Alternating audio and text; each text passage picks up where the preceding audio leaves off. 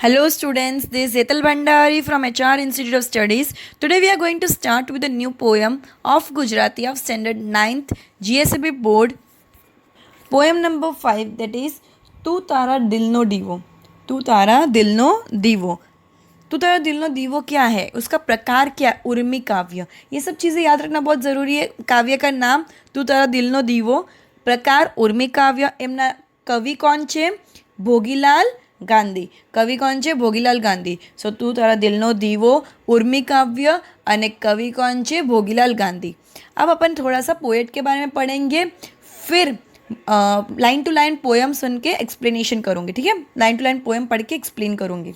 Okay, सो poem का नाम है तू तारा दिलनो दीवो, उर्मी काव्य અને એમના કવિ છે ભોગીલાલ ગાંધી. ચલો, ભોગીલાલ ગાંધીનો જન્મ 26 જાન્યુઆરી 1911માં થયો હતો અને એમનું અવસાન that is death 10th August 2001માં થયો હતો. તેમનો જન્મ 21 જાન્યુઆરી 1911માં થયો હતો અને તેમનું અવસાન that is death 10th August 2001માં થયો હતો.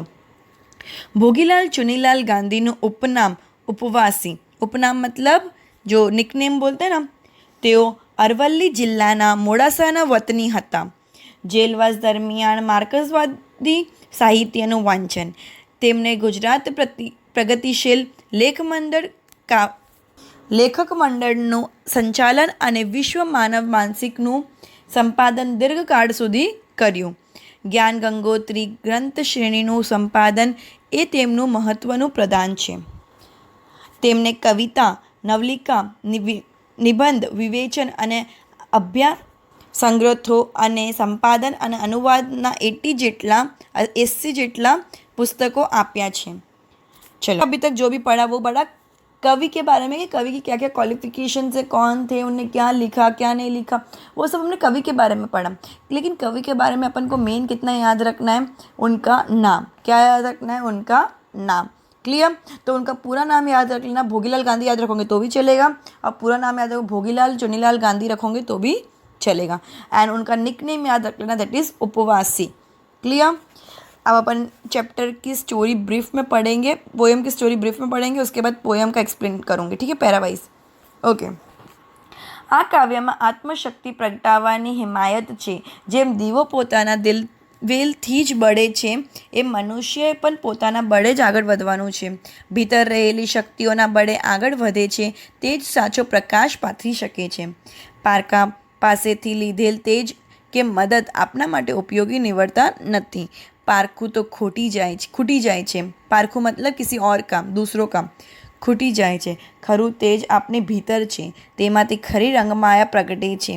આબમાં ભલે સૂર્યચંદ્રનું ભરપૂર તેજ હોય, આપણે આપનું તેજ પ્રગટાવીશું નહીં ત્યાં સુધી પારખું તેજ આપના ખપનું નથી. ખપનું मतलब अपन को जितना चाहिए उतना कंप्लीट नहीं है.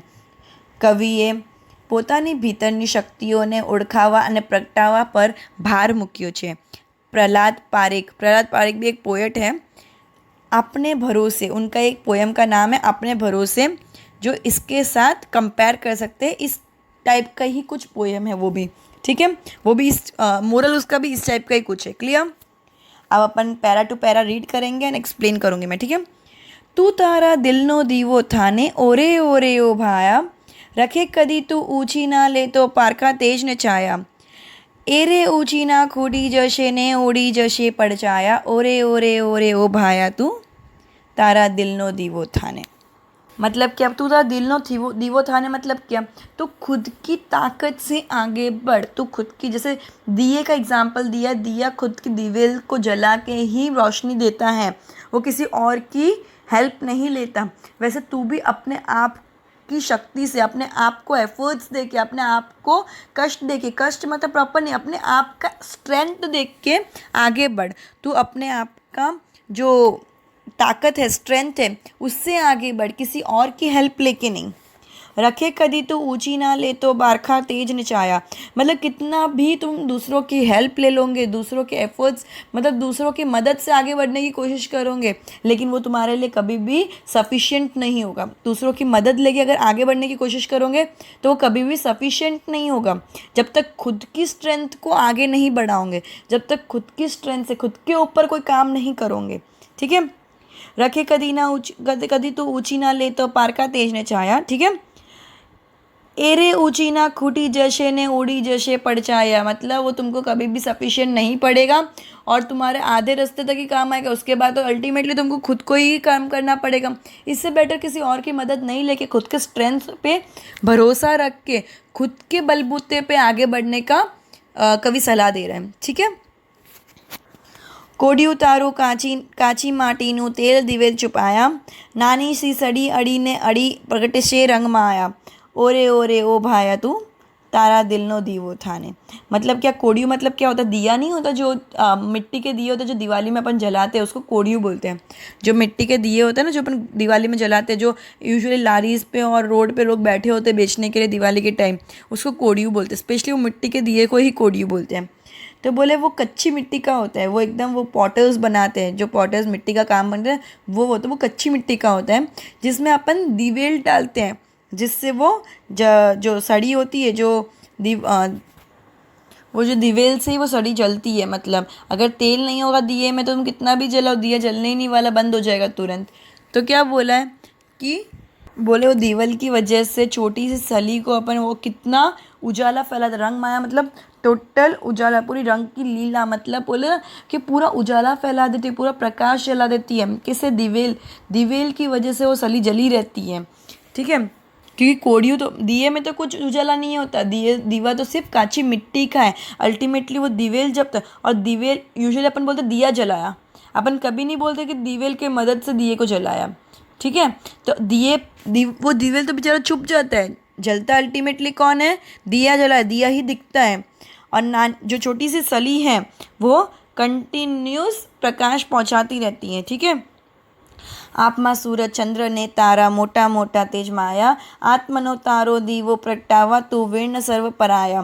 मतलब क्या कि कितना भी प्रकाश है ना आकाश में चंद्र और सूरज से आता हो, कितना भी आकाश से चंद्र और सूरज, कितना भी पूरे वर्ल्ड में सूरज मतलब सन और मून से आता हो, लेकिन जब तक खुद का प्रकाश बाहर नहीं आएगा तब तक तुम्हारे लिए वो प्रकाश भी कोई मतलब का नहीं है। मतलब खुद का टैलेंट जब तक बाहर नहीं आएगा, खुद के एफर्ट्स, खुद का स्ट्रेंथ, खुद की ताकत, खुद के जो भी है, मतलब खुद का हर एफर्ट्स, हर ताकत, हर स्ट्रेंथ, जब तक खुद को कुछ एफर्ट्स दे के आगे बढ़ने की कोशिश नहीं करोगे, जब तक खुद का उजाला बाहर नहीं निकलेगा, तब तक ये सब उजाला फेल है, तुम्हारे कोई काम का नहीं है। समझ आया? सो ये पूरी पोएम एक और बार ब्रीफ में एक्सप्लेन करती हूँ। सबसे पहले पैराग्राफ में क्या बोलते हैं कि पोएट बोलते हैं कि खुद को एफर्ट्स डाल के खुद के बलबूते पे आगे बढ़ो, किसी और के एफर्ट्स को, किसी और से हेल्प मत लो, किसी और के बलबूते पे आगे मत बढ़ो, किसी और का सहारा लेके आगे मत बढ़ो, खुद का, क्योंकि और किसी और का सहारा एक टाइम तक ही तुम्हारे पास रहेगा, वो तुमको बीच रास्ते छोड़ने ही वाला है। अल्टीमेटली वो तुमको सफिशिएंट नहीं है तुम्हारे लिए। तुम्हारा खुद का जब तक एफर्ट्स या स्ट्रेंथ बाहर नहीं आएगा तब तक कोई भी और तुम्हारी मदद कर ले, तुमको सपोर्ट कर ले, कोई मतलब का नहीं है। दूसरा पैराग्राफ क्या बोल रहा है कि कोडियू तो कच्ची मिट्टी का होता है, अल्टीमेटली दिया तो दिवेल से जलता है, तो भी कोडियू को अपन क्या बोलते हैं? दिया जल रहा है। अपन ये नहीं बोलते दिवेल से दिया जल रहा है। ठीक है। तो वो नानी से सड़ी जैसे पूरी उजाला प्रकट कर देती हैं। तीसरे में क्या बोल रहे? सूरज और चंद्र कितना भी प्रकाश देता हो, लेकिन जब तक खुद का प्रकाश बाहर नहीं आएगा, खुद का टैलेंट बाहर नहीं आएगा, खुद का स्ट्रेंथ बाहर नहीं आएगा, खुद के बलबूते पे कुछ नहीं करोगे, तब तक लाइफ में इतना सूरज और चंद्र का भी प्रकाश कोई मतलब का नहीं है। समझ आया? एक बार मैं पोएम पढ़ लेती हूँ, फिर अपन एंड करते हैं लेक्चर। ठीक है। तू तारा दिल नो दीवो थाने, ओरे ओरे ओ भाया, रखे कदी तो ऊंची ना ले तो पारका तेज न छाया, अरे ऊंची ना कूटी जशे ने उड़ी जशे पड़चाया, ओरे ओरे ओ भाया तू तारा दिल नो दीवो थाने। कोडिયું તારા કાચી માટીનું તેલ દિવેલ છુપાયા, નાની सी સડી અડીને અડી પ્રગટશે રંગમાયા, ઓરે ઓરે ओ ભાયા તું તારા દિલનો દીવો થાને।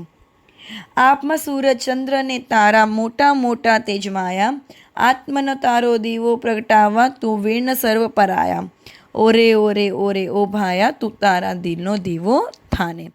आ कविता अपनी कविता समृद्धिमांथी लेवामां આવી છે. એમના લેખક કોણ છે? ભોગીલાલ ચુન્નીલાલ ગાંધી, જેમનું ઉપનામ શું છે? ઉપવાસ છે. એમનો જન્મ 26 જાન્યુઆરી 1911 અને એમનું અવસાન 10th ઓગસ્ટ 2001 થયેલ છે. આ કવિતાનું નામ શું છે? તું તારા દિલનો દીવો, જેમનો પ્રકાર ઉર્મી કાવ્ય અને એમના કવિ Bhogilal Gandhi. Okay, so goodbye everyone. We'll end this lecture by this poem and we'll continue with the next chapter of poem in the next lecture. Goodbye. Hello students.